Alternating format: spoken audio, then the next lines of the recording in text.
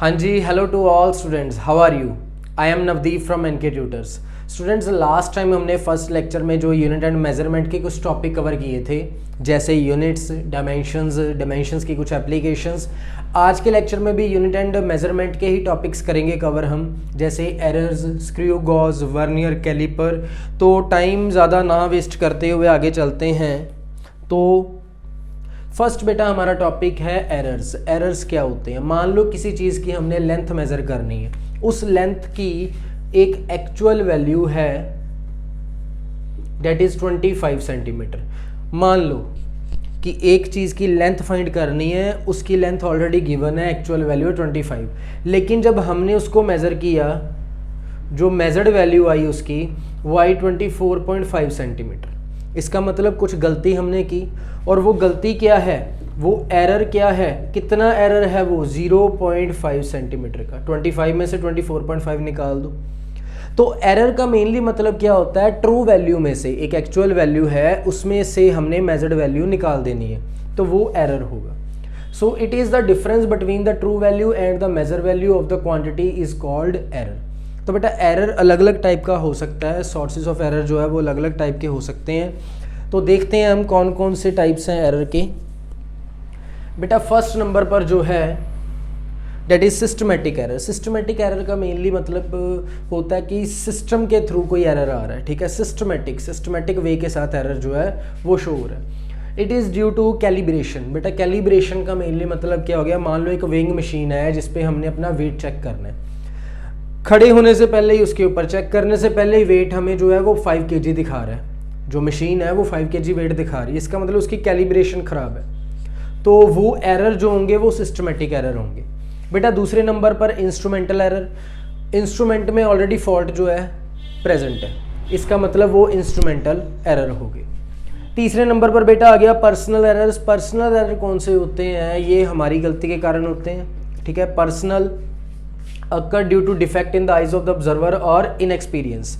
बेटा मान लो किसी को चश्मा लगा हुआ है, वो बिना चश्मे के आगे रीडिंग नोट कर रहा है, लिखा कुछ और है, उसने कुछ और देख लिया, इसका मतलब वो क्या हो गया, पर्सनल एरर हो गया। चौथे नंबर पर बेटा रैंडम एरर है। रैंडम एरर कौन से हो गए? Due to changes in ambient condition, जैसे टेम्परेचर या प्रेशर हो गया। एग्जाम्पल के लिए कोई भी वेइंग मशीन है, हम उसके ऊपर खड़े और कितनी ज़्यादा तेज़ हवा चल रही है मान लो, और हवा के साथ हम इधर की साइड को हो रहे हैं, ठीक है। जिधर को हवा चल रही है इधर की साइड को हो रहे हैं, जिससे वेट जो है हमारा वो एक्चुअल कवर नहीं हो रहा, मशीन उसको एक्चुअली हमें रीडिंग नहीं दे रही।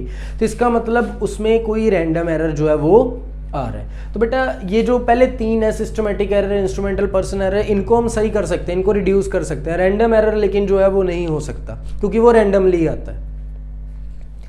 नेक्स्ट में आ गया एब्सोल्यूट एरर। बेटा एब्सोल्यूट एरर कौन सा होता है? देखिए ध्यान से, लेट मान लो कि कोई हमने एक्सपेरिमेंट परफॉर्म किया, ठीक है जी, और उसकी कुछ रीडिंग्स आई, that is A1, A2, A3, A4, A5 in centimetre.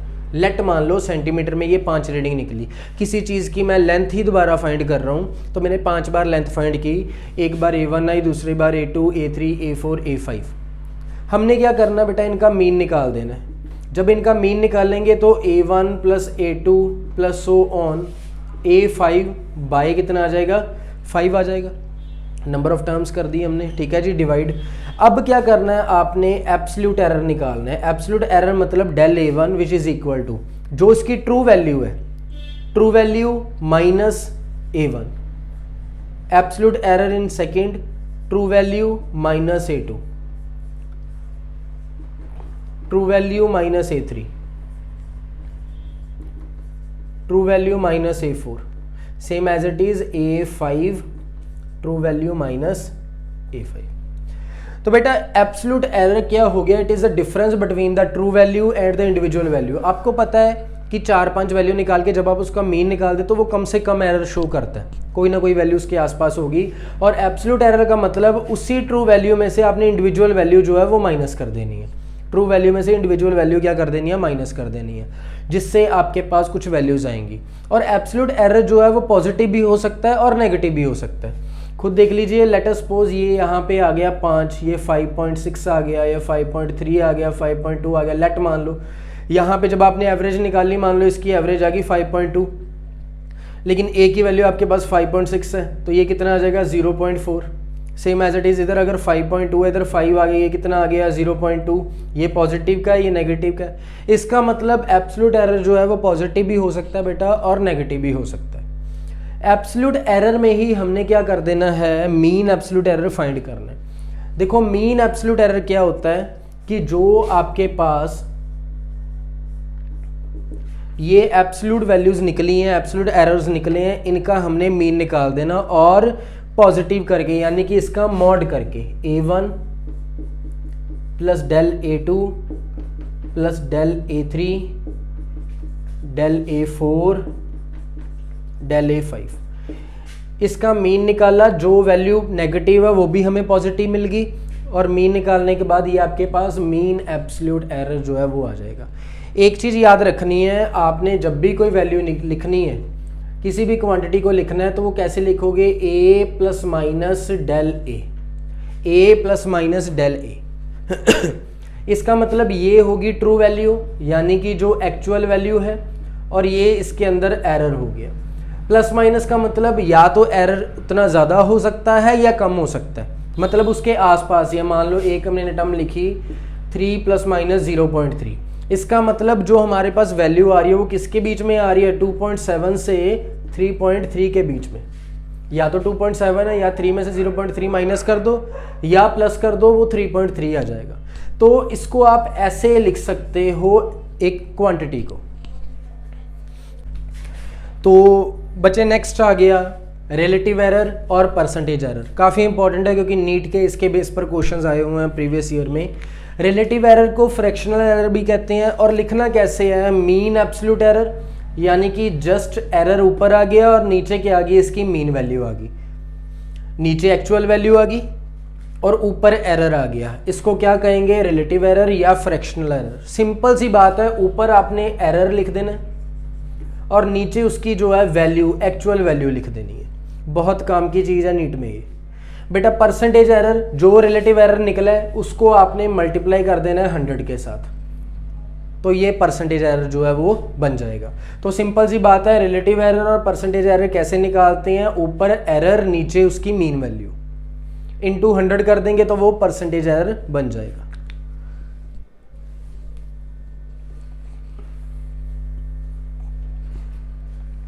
बेटा नेक्स्ट आ गया कैलकुलेटिंग एरर्स। एरर्स कैसे कैलकुलेट करते हैं, मान लेते हैं सबसे पहले एडिशन और सब्ट्रैक्शन की बात कर लें। एक क्वांटिटी है x जो दो क्वांटिटीज़ को ऐड करके आ रही है a प्लस बी। x में एरर है डेल x, a में एरर है डेल a, b में एरर है डेल b। अगर आप इन दोनों में टोटल एरर देखना चाहो तो वो हमें डेल x क्वांटिटी से आएगा। Del x is equal to del a plus del b। बेटा ये जो डेल x है ये हमें मैक्सिमम एरर शो करेगा। मैक्सिमम एरर कितना है, इससे ज़्यादा एरर नहीं हो सकता इन दोनों के सम में। मैक्सिमम एरर कितना होगा, डेल x। एग्जाम्पल के लिए देखिए, एक मेरे पास आ गया 3 प्लस माइनस 0.3 क्वांटिटी और दूसरी है 2 प्लस माइनस 0.2 क्वांटिटी। ध्यान से देखना बेटा, ये a की वैल्यू मान लो, ये b की वैल्यू मान लो। ये आ गया हमारे पास एक्चुअल वैल्यू और ये आ गया उसका एरर। ये आ गई एक्चुअल वैल्यू, ये आ गया उसका एरर। अब देखिए एक्चुअल वैल्यू आनी कितनी चाहिए, दोनों का सम करके 3 प्लस 2 बेटा 5 आनी चाहिए। और अगर मैं देखूं एक बंदा क्या कर रहा है, यहाँ पे कोई वैल्यू कैलकुलेट कर रहा है 3.3। मैक्सिमम यही हो सकता है, 3 में उसने एरर प्लस कर दिया 3.3, या 2 में उसने एरर प्लस कर दिया 2.2, यानी कि 0.2, ये बन जाएगा 2.2। तो 2.2 प्लस 3.3 5.5। इसका मतलब 0.5 से ज़्यादा एरर नहीं आ सकता। आप एग्जांपल और करके देख लो, मान लो ये 3.3 है और ये इसमें उसने कम कर दिया 2 माइनस 0.2, ये आ गया 1.8। तो 1.8 आ गया, प्लस करेंगे तो 5.1 आ गया। इसका मतलब ये वैल्यू 5.1, लेकिन 0.1 एरर आ रहा है।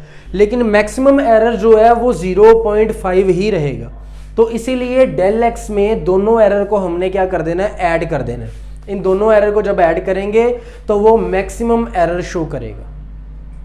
सेम बेटा ऐसे ही सब्ट्रैक्शन में होगा। सब्ट्रैक्शन में दो वैल्यूज हैं, x is equal to a minus b, a और b सब्ट्रैक्ट करेंगे, लेकिन एरर मैक्सिमम कैसे शो करेगा, जब आप दोनों को ऐड करोगे। दूसरे नंबर पर बेटा मल्टीप्लिकेशन एंड डिवीजन है। मान लो एक क्वांटिटी है ए और एक क्वांटिटी है बी, दोनों को मल्टीप्लाई करके एक अनदर क्वांटिटी आ रही है एक्स। अगर आपने इसमें डेल एक्स निकालना है तो इसमें हमें रिलेटिव एरर यूज़ करना पड़ेगा या फ्रैक्शनल एरर कह सकते हो। Del x by x is equal to del a by A plus del b by b. दोनों के फ्रैक्शनल एरर को ऐड कर दो। अगर आपने डेल एक्स की वैल्यू यहाँ से निकालनी है तो वो कैसे निकालोगे, del a by A plus del b by B into x. तो बेटा ये हमारे पास मैक्सिमम एरर आ जाएगा। सेम एज इट इज आपने डिवीजन में भी इसका करना है। हाँ जी बेटा, तो जनरली हमारे पास एक टर्म है जिसमें कुछ पावर्स आई हुई हैं, ठीक है जी, ए की पावर एल, बी की पावर एम बाई सी की पावर एन। अब इसमें हमने एरर जो है वो फाइंड करना है, फ्रैक्शनल एरर फाइंड करेंगे। तो बेटा सबसे पहले इसको लिख दें, x is equal to a raise to power l, b raise to power m, c raise to power n. ठीक है जी, c raise to power sorry minus n, क्योंकि नीचे पॉजिटिव है, पावर ऊपर जाके नेगेटिव हो जाएगी। अब इसमें एरर कैसे निकालेंगे, del x by x, mod की बात कर रहे हैं, समझ लेना हर बार मॉड नहीं लिखना आपने, फिर हम सीधा ही इसको यूज करेंगे। मॉड आ गया डेल एक्स बाई एक्स, ये क्या आ गया, फ्रैक्शनल एरर इन एक्स। बेटा यहाँ पे एल नीचे आ जाएगा, ये बन जाएगा डेल ए बाई ए, ये भी मॉड में, प्लस एम नीचे आ गया del b by b mod में, प्लस माइनस एन नीचे आ गया और del c by c mod में। तो सिंपल सी बात है, जब मॉड आ गया तो इसका मतलब सारी टर्म्स क्या होगी जी, पॉजिटिव होगी। अब ध्यान से देखिए, del x by x is equal to l as it is आ गया del a by A, plus m as it is आ गया डेल बी बाई बी, और बेटा plus n as it is आ गया डेल सी बाई सी। कोई भी टर्म आ रही है तो आपने पावर नीचे करके उसका फ्रैक्शनल एरर निकाल देना है। तो बेटा अब इनके बेस पर क्वेश्चन सॉल्व करते हैं, देखते हैं क्वेश्चंस कौन कौन से प्रीवियस ईयर में पूछे गए हैं नीट की ओर से। तो बेटा फर्स्ट क्वेश्चन है, फर्स्ट क्वेश्चन में कह रहे हैं calculate fractional error in z if z is equal to, ये कंडीशन आपको दी हुई है, इक्वेशन दी हुई है, ध्यान से देखना। z की वैल्यू है, z is equal to a raise to power 4, b raise to power 1/3, c और d रेस टू पावर 3/2। बेटा इसमें क्या करना है, फ्रैक्शनल एरर निकालना है। सिंपल सी चीज़ है, क्या करोगे, del z by z as it is, पहले 4 लिख दो del a by A, plus फिर 1/3 del b by B, plus बेटा ये c की पावर 1 है तो एज इट इज इसको लिख दो del c by C, plus ये 3/2 आ गया नीचे डेल d बाई डी। तो बस सिंपल ये फ्रैक्शनल एरर निकाल दिया। पावर को आप नीचे कर दो और साथ में इसका फ्रैक्शनल एरर लिख दो। तो ये इन z में फ्रैक्शनल एरर हमने कैलकुलेट कर लिया।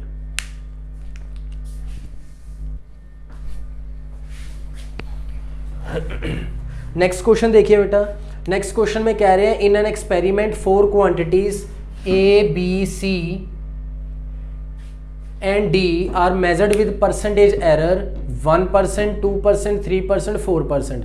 बेटा ए में परसेंटेज एरर 1% है, बी में 2%, सी में 3 और डी में 4। यानी कि कुछ ऐसे लिखा हुआ ये, del a by A into 100 is equal to 1%, del b by B into 100 is equal to 2%, del c by C into 100 is equal to 3%, del d by d is into 100 is equal to 4%। Small d है, small का।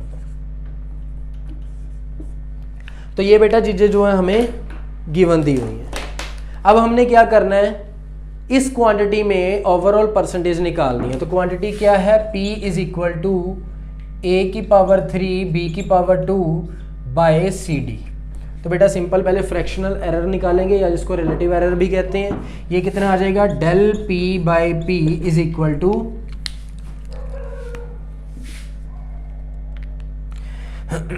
3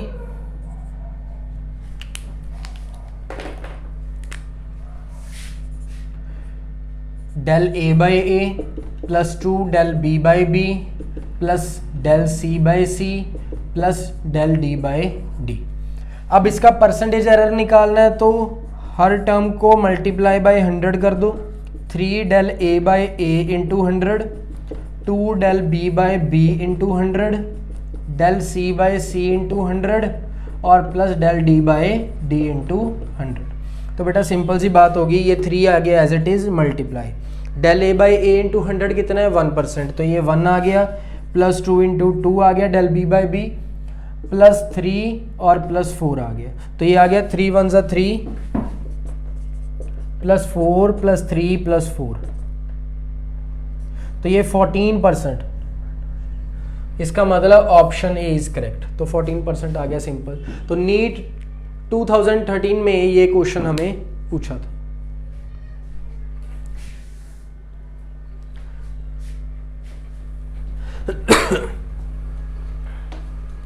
next question बेटा देखिए, next question में क्या है, error in measuring the radius of a sphere is 2%। बेटा radius del r by r into 100 और percentage दी हुई है, तो ये हमें गिवन है। Then the error in the measurement of the volume, volume की मेजरमेंट में एरर निकालना हमने। आपको पता है volume of sphere 4/3 pi r cube होता है। अगर आप डेल वी बाई वी निकालोगे तो 3 डेल आर बाई आर आ जाएगा। बेटा ध्यान से, ये कांस्टेंट है, इसको कंसिडर नहीं करना हमने। डेल वी बाई वी 3 नीचे आ गया, डेल आर बाई आर। अब इसका percentage error del v by v into 100 which is equal to 3 del r by r into 100। तो ये क्या बन गया, del r by r into 100 2%, 3 into 2 आ गया बेटा ये 6%, मतलब बी ऑप्शन इज करेक्ट। तो ये भी नीट का प्रीवियस ईयर का क्वेश्चन है और काफ़ी इजी है। नेक्स्ट क्वेश्चन की तरफ बेटा चलते हैं। नेक्स्ट क्वेश्चन में देखिए क्या कह रहे हैं कि the percentage errors in the measurement of mass and speed. बेटा मास और स्पीड की बात की है, 2% एंड 3%, यानी कि del m by m into 100 is equal to 2% और del v by v into 100 is equal to 3%। The error in the kinetic energy. बेटा काइनेटिक एनर्जी का फॉर्मूला होता है ½ mv², obtained by the measuring mass and speed. तो बेटा इसमें हमने क्या करना है, एरर निकालना है। तो simple del e by e into 100 सीधा ही लिख देते हैं, del m by m into 100 plus 2 del v by v into 100। तो बेटा ये कितना आ गया, del m by m into 100 2 आ गया और प्लस 2 इंटू ये आ गया 3 2 6 प्लस 2 8%। तो इसका भी बेटा बी ऑप्शन इज करेक्ट। तो ये भी नीट का प्रीवियस ईयर का क्वेश्चन है। बेटा नेक्स्ट रिसेंटली क्वेश्चन ये पूछा हुआ है, 2019 में आया था। तो इसमें देखिए क्या कह रहे हैं कि in the experiment percentage error occurred in the measurement of the physical quantity ABCD। तो बेटा ए में परसेंटेज एरर 1 है, बी में 2 है, सी में 3 है और डी में 4 है, और ये क्वांटिटी दी है। इसमें मैक्सिमम परसेंटेज एरर हमने फाइंड करना है। तो देखिए x इज इक्वल टू कितना है, a² प्लस b की पावर 1/2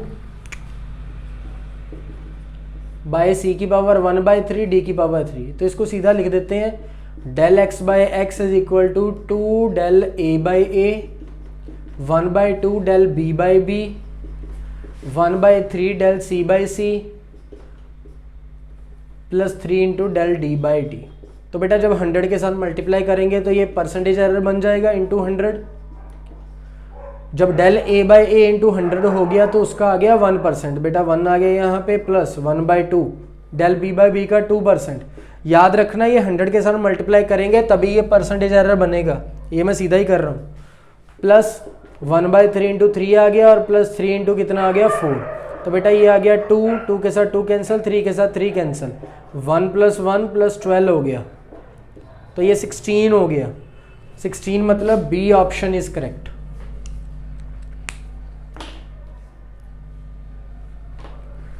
बेटा नेक्स्ट क्वेश्चन, ये भी नीट का क्वेश्चन है और इसको देखते हैं क्या क्वेश्चन में कहा है।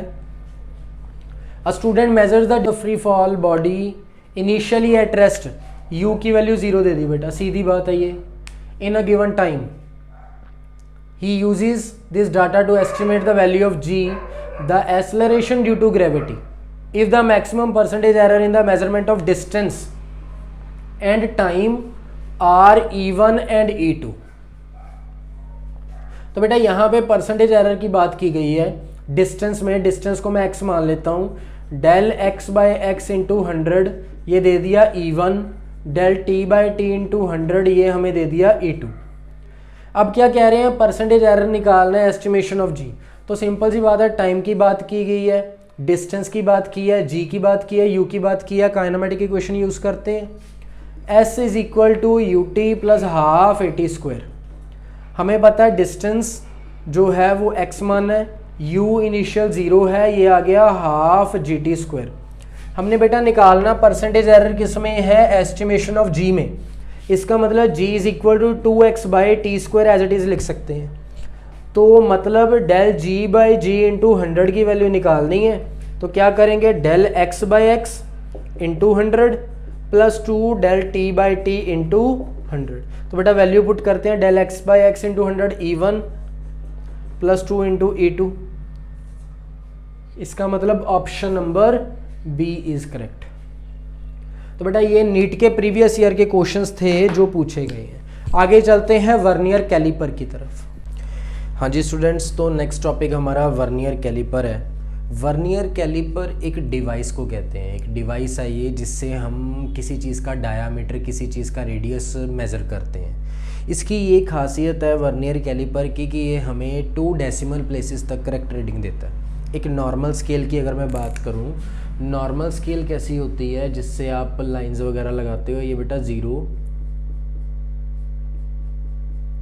तो आपको पता है वो सेंटीमीटर में होती है। लेट अस सपोज ये 1 सेंटीमीटर है बेटा, ये टोटल ये वाली लेंथ यानी कि ये 10 डिविजन्स जो हैं ये 1 सेंटीमीटर के बेटा इक्वल है। अगर मैं 1 डिवीजन की बात करूं, ये 1/10 सेंटीमीटर हो गया, यानी कि 1 division is equal to 0.1 centimetre. Normal scale हमें अप टू 1 डेसिमल तक रीडिंग देता है। ये नॉर्मल स्केल की बेटा बात की है, एक डिवीजन इसकी मिनिमम 0.1 सेंटीमीटर की है, यानी कि मतलब क्या है कि स्मॉलेस्ट मेजरमेंट इस स्केल की 0.1 है। 0.1 से नीचे ये मेजर नहीं कर सकता। 1 division is equal to 0.1 centimetre बेटा। लेकिन वर्नियर कैलिपर जो है ये अप टू जैसे 1.23 मान लो, 2 डेसिमल प्लेसेस है, अप टू 2 डेसिमल प्लेसेस तक ये क्या करेगा, वर्क करेगा। अप टू 2 डेसिमल प्लेसेस तक हमें रीडिंग देगा। तो बेटा वर्नियर कैलिपर जो है किन किन चीज़ों के लिए यूज़ किया जाता है, क्या क्या मेज़र करने के लिए, तो आप देख सकते हैं। It is a device which is use to measure diameter of radius spherical, radius of small spherical और सिलेंड्रिकल बॉडीज़। बेटा स्फेरिकल और सिलेंड्रिकल बॉडीज़ का रेडियस फाइंड करने के लिए, डायामीटर फाइंड करने के लिए। Measure the depth of a beaker, chemistry lab में जो आप बीकर में कोई सॉल्ट वगैरह या कोई लिक्विड डालते हो, उस बीकर की डेप्थ कितनी है उसको फाइंड करने के लिए यूज़ किया जाता है। And it is also use to measure the internal diameters of the hollow cylinder. एक बेटा होलो सिलेंडर है, उसका इंटरनल डायामीटर ये वाला बेटा, उसको फाइंड करने के लिए यूज़ किया जाता है। बेटा देख लेते हैं ये वर्नियर कैलिपर दिखता कैसे है। ऑलरेडी वैसे बच्चों ने सभी ने देखा होगा +1 में, क्योंकि इसका हमारे पास प्रैक्टिकल भी है। ये बेटा इसकी मेन स्केल है, this is a main scale. Main scale के बाद ये वाला पार्ट जहाँ पे V लिखा हुआ है ये वर्नियर स्केल है बेटा, this is vernier scale. Vernier scale move कर सकते हैं, ये लोअर जॉज हैं और ये वाले 2 अपर जॉज हैं। लोअर जॉज का मेनली काम क्या है, देखिए अगर आपने किसी चीज़ का डायामीटर वगैरह निकालना है, कोई स्फेरिकल बॉडी है उसको इनके बीच में रख देना है, बिल्कुल फिट कर देना, उसके बाद आप यहाँ से रीडिंग नोट कर सकते हो। बेटा यहाँ पे एक E है, ई को स्ट्रिप कहते हैं जिससे किसी चीज़ की डेप्थ हम फाइंड करते हैं, ये मेन स्केल उसकी। वर्नियर स्केल पे कोई मार्किंग नहीं होगी, लेकिन जो मेन स्केल पे मार्किंग होगी वो सेंटीमीटर में होगी, मिलीमीटर में भी मिलेंगे लेकिन मोस्टली सेंटीमीटर में बेटा होंगे। अब इसमें बेटा समझने की चीज़ है, समझने वाली चीज़ अब क्या है कि देखो ज़रा, ये हमारे पास ऊपर वाली मेन स्केल है और ये नीचे वाली क्या है जी, वर्नियर स्केल है। 95% आपको ऐसा अपरेटस मिलेगा जिसमें vernier scale division, each vernier scale division is smaller than each main scale division. बेटा ईच वर्नियर स्केल डिवीजन जो है वो छोटी होगी मेन स्केल डिवीजन से। आप खुद देख लीजिए, ये 0 है मेन स्केल का, ये 0 है वर्नियर स्केल का, उसके बाद ये 1 है मेन स्केल का और थोड़ा सा पीछे नीचे 1 है जो वर्नियर स्केल का। बेटा उसके बाद 2, ये 2 देखिए पीछे, मतलब ये छोटा सा जो ये जगह बच रही है यहाँ पे, तो बेटा यहाँ पे अगर मैं देखूँ 10 vernier scale divisions, 10 vernier scale divisions किसके इक्वल है? 9 मेन स्केल डिविजन्स के। जो 10 वर्नियर स्केल डिवीजन है वो 9 मेन स्केल डिवीजन के बीच में लाई कर रही है। तो अगर 1 वर्नियर स्केल डिवीजन देखें तो वो कहाँ से निकलेगी? 9 मेन स्केल डिवीजन बाय 10। तो बेटा 1 vernier scale division is equal to 0.9 main scale division. तो मोस्टली केसेस में आपको ये चीज़ मिलेगी, 1 vernier scale division is equal to 0.9 main scale division. तो यहाँ से हमें जो है वो पता लग गया। और बेटा जो मेन स्केल डिवीजन है अगर तो सेंटीमीटर में है तो ये बेटा सेंटीमीटर में होगा 1 सेंटीमीटर। तो उसको आप वैसे ही कर सकते हो, 10 divisions is equal to 1 centimetre और 1 डिवीजन बेटा इज इक्वल टू 1/10 सेंटीमीटर। इसका मतलब 1 मेन स्केल डिवीजन जो है वो 0.1 सेंटीमीटर होगी। बेटा ध्यान से देखिए कि मान लो ये हमारे पास जो है वो मेन स्केल डिवीजन है, this is main scale division. ये वाली बेटा जो है ये वर्नियर स्केल डिवीजन है, थोड़ा सा जूम करके दिखाया गया, ये वर्नियर स्केल डिवीजन है जो हमने कहा है कि ये हमेशा स्मॉलर होगी than the main scale division. और ये वाला पार्ट बेटा बच रहा है। अब आप खुद देख लो ये कौन सा स्मॉलेस्ट पार्ट को मेजर कर सकता है, कौन सा स्मॉलेस्ट इसकी वैल्यू है जिसको मेजर करेंगे, ये दिस पार्ट इसको मेजर कर सकता है, ये वाला पार्ट यानी कि। तो इसको कैसे निकालेंगे? Main scale division 1 main scale division minus 1 vernier scale division. और बेटा इसी को क्या कहते हैं? Least count. लीस्ट काउंट का मेनली मतलब क्या होता है? The smallest value that can be measured by a measuring instrument is called least count. Least count का बेटा मतलब आपको पहले पता लग चुका है, लीस्ट काउंट क्या होता है? वो smallest value that can be measured using the instrument. तो बेटा least count is equal to 1 main scale division minus 1 vernier scale division. लेकिन बेटा ये 95 केसेस में मैंने आपको बताया है कि ये वैल्यू जो होगी वर्नियर स्केल डिवीजन वो स्मॉलर होगी इससे। जेईई एडवांस के कई क्वेश्चन आ जाते हैं जिसमें वो ये कह देते हैं कि 10 जो है वर्नियर स्केल डिवीजन वो 11 मेन स्केल डिवीजन के इक्वल है। तो बेटा वो थोड़ा सा चेंज हो जाता है उस केस में, ठीक है जी। तो 95% आपको यही वाला केस जो है वो मिलेगा।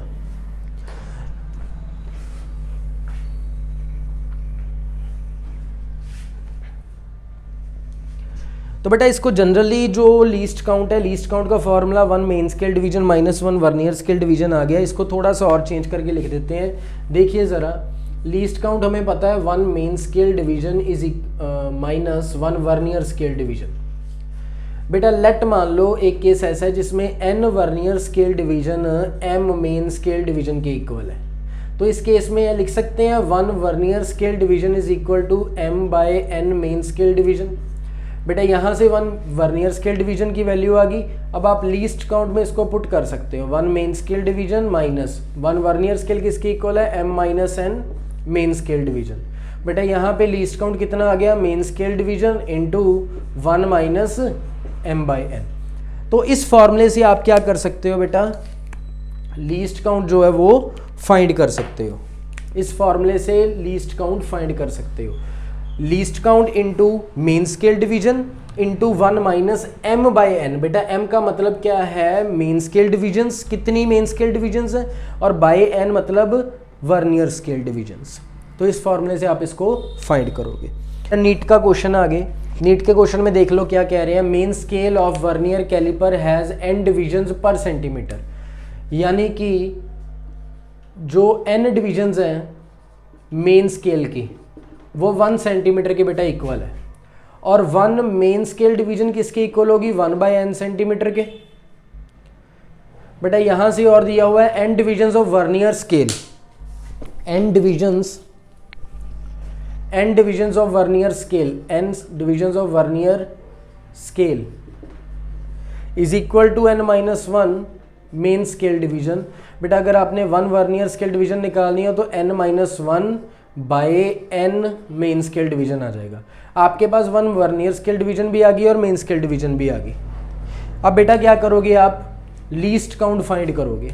इसका लीस्ट काउंट क्या होगा? Least count is equal to 1 main scale division minus 1 vernier scale division. तो बेटा यहाँ से 1 मेन स्केल डिवीजन और माइनस वर्नियर को लिख सकते हैं n-1 by n main scale division.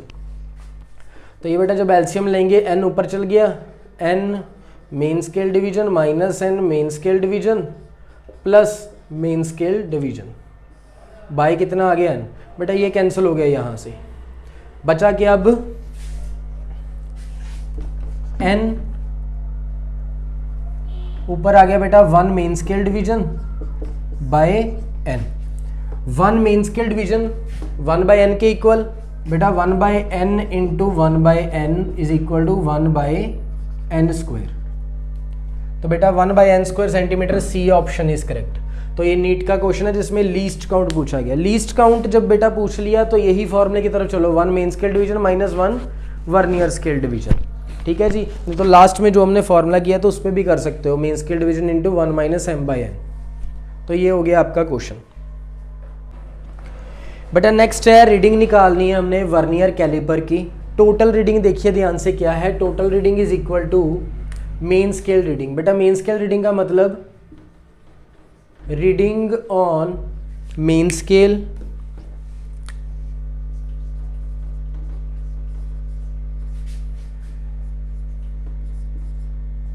just before the zero of vernier scale.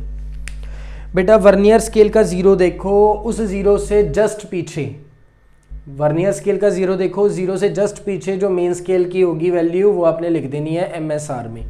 और वर्नियर स्केल रीडिंग क्या होगी, it is equal to least count into coinciding division of vernier scale. आपने क्या करना है, वर्नियर स्केल के लिए सबसे पहले लीस्ट काउंट लिख देना इनटू, और जो वर्नियर स्केल की लाइन कोइंसाइड करेगी उसको जो है साथ में मल्टीप्लाई करवा देना लीस्ट काउंट के। तो बेटा एक क्वेश्चन इसको बना देते हैं यहाँ पे।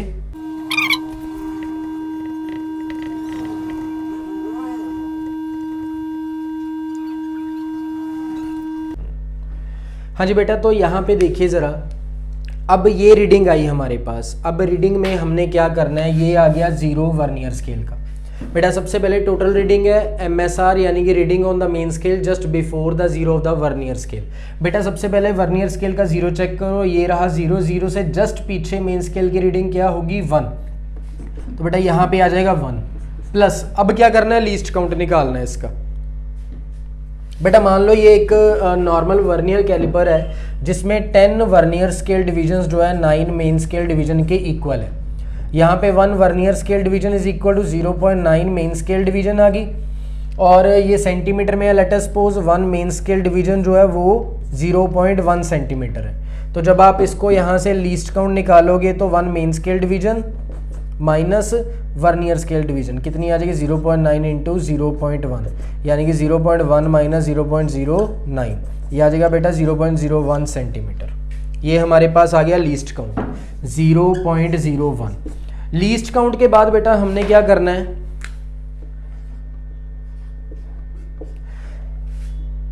इसके बाद हमने क्या करना है, coinciding division of vernier scale. आप चेक करो कौन सी लाइन कोइंसाइड कर रही है, ये 0 1 2 3 4, तो ये वाली कर रही है लाइन कोइंसाइड। 5th लाइन यहाँ पे 5 के साथ मल्टीप्लाई कर दो, तो ये रीडिंग बन गई 1 प्लस 0.05 और 1.05 सेंटीमीटर।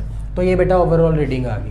क्या चेक करना आपने, जब भी आपने रीडिंग चेक करनी है सबसे पहले वर्नियर स्केल का जीरो देखो, वर्नियर स्केल के जीरो से जस्ट पीछे जो मेन स्केल की जीरो होगी, मेन स्केल की सॉरी लाइन होगी, उसको आपने लिख देना है यहाँ पे, प्लस 0.01 ये लीस्ट काउंट आ गया into coinciding line. Coinciding line बेटा कौन सी है, जो वर्नियर स्केल की मेन स्केल के साथ कोइंसाइड कर रही है। ठीक है जी, जो भी मिल रही होगी लाइन वो आपने लिख देना, ये हमारे पास इसकी टोटल रीडिंग आ जाएगी। तो ये बेटा वर्नियर कैलिपर की रीडिंग थी। अब इस रीडिंग में हमने जीरो एरर भी चेक करना है।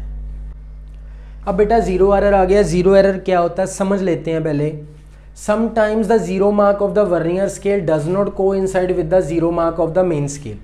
बेटा क्या होता है जब आप ये,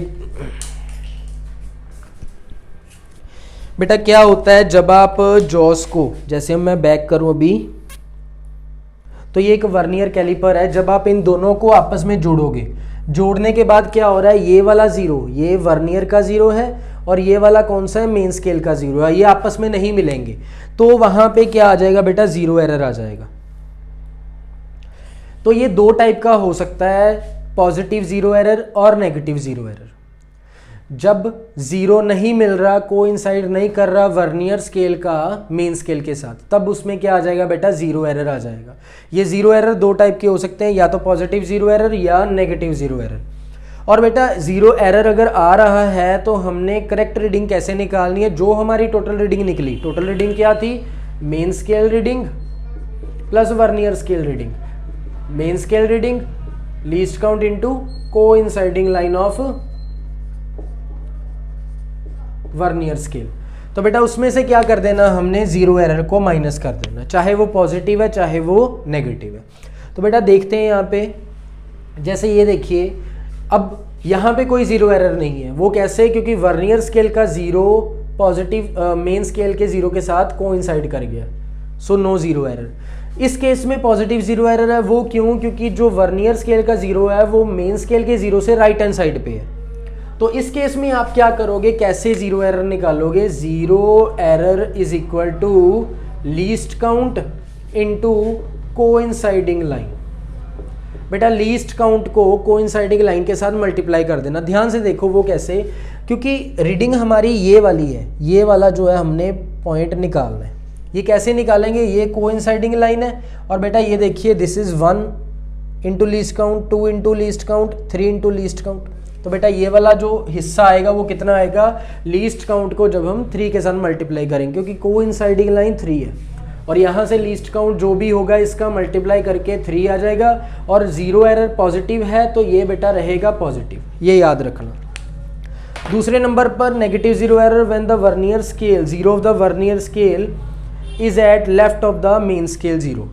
ठीक है जी, तो बेटा ये नेगेटिव जीरो एरर बन जाएगा। खुद देखो वर्नियर स्केल का जीरो लेफ्ट हैंड साइड पे है मेन स्केल के जीरो से, तो इस केस में भी ये वाला केस जो है वो क्या आ रहा है जी, एक्स्ट्रा आ रहा है। ठीक है जी, तो यहाँ पे इसका भी सेम ऐसे ही होगा, जीरो एरर क्या निकलेगा, least count into coinciding line. बस बेटा यहाँ पे आपने ये चीज चेक करनी है कि ये नेगेटिव होना चाहिए। ये सारा कुछ एंड में करना है आपने, जब टोटल रीडिंग आ जाएगी उसमें से आपने माइनस कर देना है जीरो एरर, और ये आपके पास वर्नियर कैलिपर हो गया।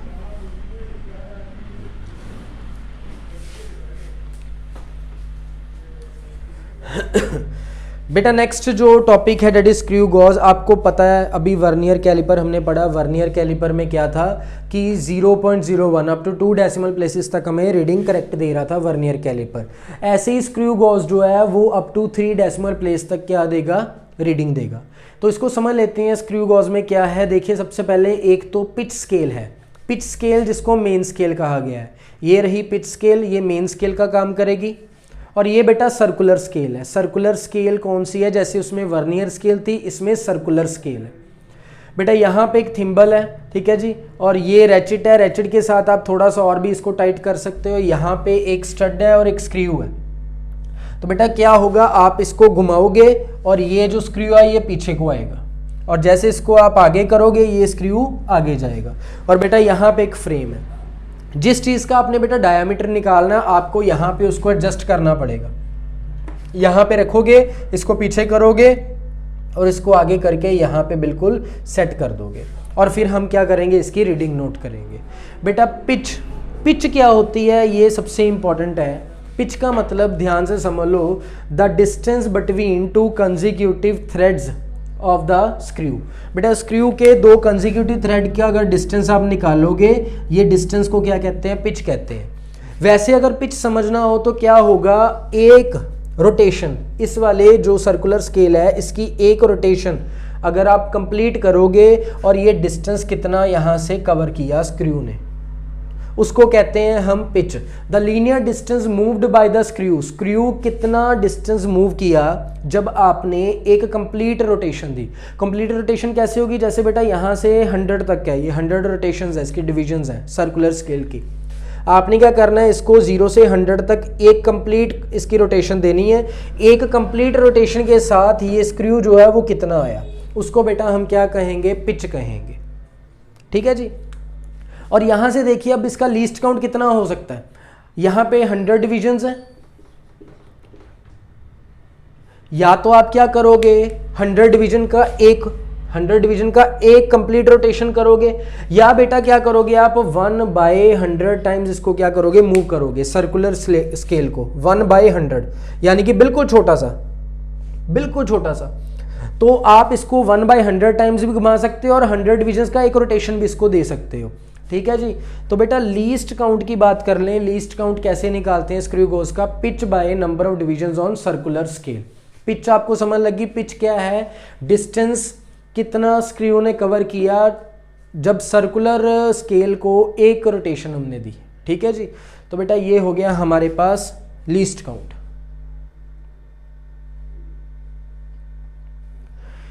तो बेटा क्वेश्चन है स्क्रू गॉज के बेस पर, screw gauge has least count 0.01 millimetre. बेटा लीस्ट काउंट गिवन है 0.01 millimetre and there are 50 divisions. तो नंबर ऑफ डिविजन्स हमें दे दी, ये आ गया जी 50। सर्कुलर स्केल की याद रखना, the pitch of the screw gauge, आपको पता है बेटा लीस्ट काउंट जो होता है वो क्या है, pitch by number of divisions on circular scale.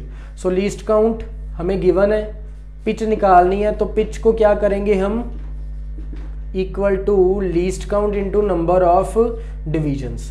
तो बेटा ये आ गया 50 इंटू 0.01, तो ये आ गया 0.5 मिलीमीटर या 0.50 मिलीमीटर। बेटा सी ऑप्शन इज करेक्ट।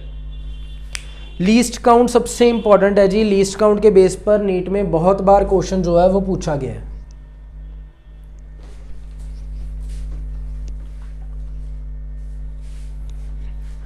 बेटा दूसरा क्वेश्चन देखिए, दूसरे क्वेश्चन में क्या कह रहे हैं, 2 full turns of circular scale. Circular scale की जब 2 टर्न्स हमने दी of screw gauge cover a distance of 1 millimetre on the scale. बेटा ध्यान से देखना कि दो रोटेशन से 2 फुल टर्न्स, 2 रोटेशन से 1 मिलीमीटर स्केल डिस्टेंस कवर कर रहा है। तो अगर एक रोटेशन की बात करें, एक रोटेशन में कितना होगा 1/2 मिलीमीटर। बेटा 1 rotation is equal to 0.5 millimetre. अब ध्यान से देखो जरा, एक रोटेशन में इतना डिस्टेंस कवर किया स्क्रू ने, तो ये क्या हो गया, ये पिच होगी, क्योंकि पिच का मेन क्या था, उसकी डेफिनेशन क्या थी कि एक कंप्लीट रोटेशन पे कितना स्क्रू डिस्टेंस कवर कर रहा है। तो एक रोटेशन में बेटा 0.5 मिलीमीटर डिस्टेंस कवर करेगा, तो ये हमारे पास क्या आ गया, pitch. The total number of divisions on the circular scale 50। Number of divisions हमारे पास आ गई सर्कुलर स्केल की बेटा कितनी, 50। अब लीस्ट काउंट निकालना है। लीस्ट काउंट आपको पता है, पिच ऊपर आएगी और नीचे नंबर ऑफ बेटा डिविजन्स आ जाएंगी। पिच मतलब 0.5, नंबर ऑफ डिविजन्स 50, तो बेटा इसको सॉल्व करेंगे तो 0.01 मिलीमीटर। तो बेटा बी ऑप्शन इज करेक्ट। तो ये भी नीट का जो है प्रीवियस ईयर क्वेश्चन है और जो आपने अच्छी तरीके से कर लेना है। हाँ जी बेटा नेक्स्ट नंबर पर अब क्या है, how can we find the reading of screw gauge. Screw gauge की रीडिंग कैसे फाइंड करनी है सब। बेटा ध्यान से देखो, रीडिंग को फाइंड करने का formula main scale reading plus circular scale reading आ गई। अब मैं इसको क्वेश्चन की फॉर्म में, इस फॉर्म में करवाते हैं रीडिंग इसकी। बेटा देखो रीडिंग कैसे करनी है। रीडिंग करने के लिए आपको पता है total reading is equal to main scale reading plus circular scale reading.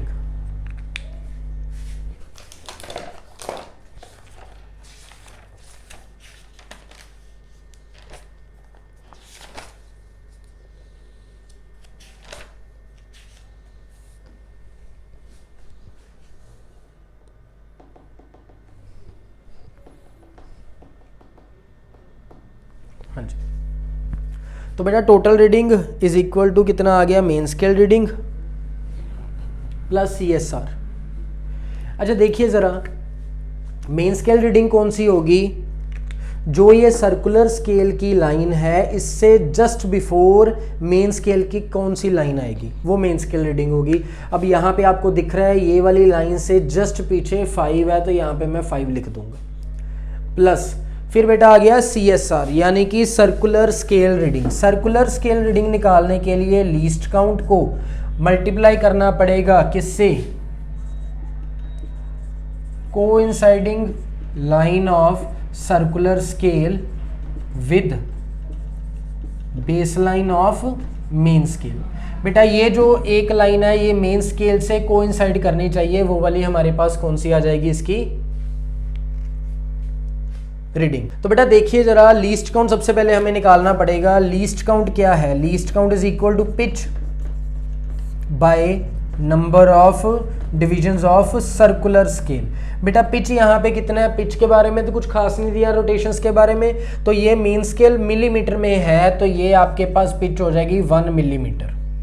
1 millimetre by number of divisions बेटा कितनी है? 100। यहाँ पे 100 लिख देंगे, ये आ जाएगा 0.01 मिलीमीटर। 0.01 मिलीमीटर। बेटा ये आ गया लीस्ट काउंट। अब आपने देखना है सर्कुलर स्केल की कौन सी रीडिंग जो है वो कोइंसाइड कर रही है। 30, 31, 32, 33, 34। बेटा 34 यानी कि 5 + 0.34, ये 5.34 आपके पास क्या आ गया? इसका आंसर आ गया बेटा 5.34 इसका आंसर आ गया, जो कोइंसाइड कर रही है लाइन। बेटा उसके बाद जीरो एरर आ गया। जीरो एरर फिर वही जैसे वर्नियर स्केल में पढ़ा था, अगर आप बंद कर रहे हो उसको, ठीक है जी, स्क्रू को प्रॉपर बंद कर दिया, then zero mark of the circular scale does not coincide with the zero of the pitch scale when the faces A and B are just touching each other, तो इंस्ट्रूमेंट में zero error होगा। तो कैसा होगा? या तो positive बेटा zero error होगा या नेगेटिव। पॉजिटिव जीरो एरर कैसा होगा? जब बेस लाइन से नीचे जीरो होगा सर्कुलर स्केल का, बेस लाइन से नीचे सर्कुलर स्केल का जीरो होगा, तब हम इसको क्या कहेंगे? Positive zero error. और बेटा नेगेटिव जीरो एरर कौन सा होगा? जब हमारे पास सर्कुलर स्केल का जीरो बेस लाइन से ऊपर होगा, above the base line. Zero of the circular scale lies above the base line, तो वो होगा बेटा नेगेटिव जीरो एरर। निकालना कैसे है? वैसे ही है, टोटल रीडिंग में से आपने क्या कर देना, फिर लास्ट में जीरो एरर माइनस कर देना बेटा, जीरो एरर माइनस कर दोगे। तो पॉजिटिव जीरो एरर के साथ आप क्या करोगे? Plus least count into coinciding line. कौन सी लाइन कोइंसाइड कर रही है उसके साथ आप मल्टीप्लाई करवा दोगे, और ये हमारे पास पॉजिटिव जीरो एरर निकल गया, पॉजिटिव जीरो एरर। बेटा ये याद रखना, पॉजिटिव जीरो एरर में सर्कुलर स्केल का zero below the base line होगा। और अगर मैं बात करूं यहां पे नेगेटिव जीरो एरर, तो नेगेटिव जीरो एरर में क्या होगा बेटा? Minus least count into coinciding line. Line कौन सी कोइंसाइड कर रही है, तो वो हो जाएगा, ठीक है जी। तो ये बेटा हो जाएगा हमारे पास जीरो एरर। और लास्ट में अच्छा क्वेश्चन है बेटा, देखिए ध्यान से ज़रा, क्या कह रहे हैं student? Measure the diameter of a small steel ball using a screw gauge of least count इतना। लीस्ट काउंट बेटा दिया हुआ है हमें 0.001 centimetre and the main scale reading is, main scale reading बेटा है 5 मिलीमीटर। इसको चेंज कर दो, 0.5 सेंटीमीटर आ जाएगा। And zero of the circular scale division coincides with 25th division above the reference line. तो बेटा कोइंसाइडिंग लाइन भी हमें दे दी। कौन सी लाइन कोइंसाइड कर रही है? 25th। उसके बाद बेटा जीरो एरर गिवन है क्वेश्चन में, जीरो एरर माइनस 0.004 सेंटीमीटर। हमने क्या करना है? करेक्ट स्क्रू गॉस की जो डायमीटर है वो निकालना है, करेक्ट डायमीटर निकालना है यूजिंग स्क्रू गॉस। तो बेटा total reading, main scale reading plus vernier scale reading. Main scale आ गई बेटा 0.5 प्लस वर्नियर स्केल रीडिंग की बात करेंगे तो लीस्ट काउंट आ जाएगा इनटू कोइंसाइडिंग लाइन। बेटा लीस्ट काउंट 0.001, कोइंसाइडिंग लाइन 25, तो ये आ गया बेटा 0.5 प्लस 0.025, 0.525। ये बेटा अभी रीडिंग आई है। और करेक्ट रीडिंग कितनी होगी? क्योंकि जीरो एरर था, करेक्ट रीडिंग टोटल रीडिंग में से आपने जीरो एरर माइनस कर देना है। तो बेटा टोटल रीडिंग कितनी है? टोटल रीडिंग है 0.525। अब इसमें से जीरो एरर माइनस कर देना है, तो ये कितना आ जाएगा? 0.525 प्लस 0.004, इट मीन्स 0.529 सेंटीमीटर। सो ये बेटा आपके पास फाइनल आंसर है 5 to 9, यानी कि डी ऑप्शन इज करेक्ट। तो बेटा ये थे हमारे आज का लेक्चर, इसमें हमने यूनिट्स एंड मेजरमेंट कंप्लीट कर चुके हैं, ठीक है जी। और आपने अब क्या करना है, ये सारा का सारा यूनिट अच्छी तरीके से पढ़ लेना है और इसकी डीपीपी सॉल्व कर लेनी है, और डिस्क्रिप्शन में इस लेक्चर की डीपीपी डाल दी गई है। Thank you so much. Final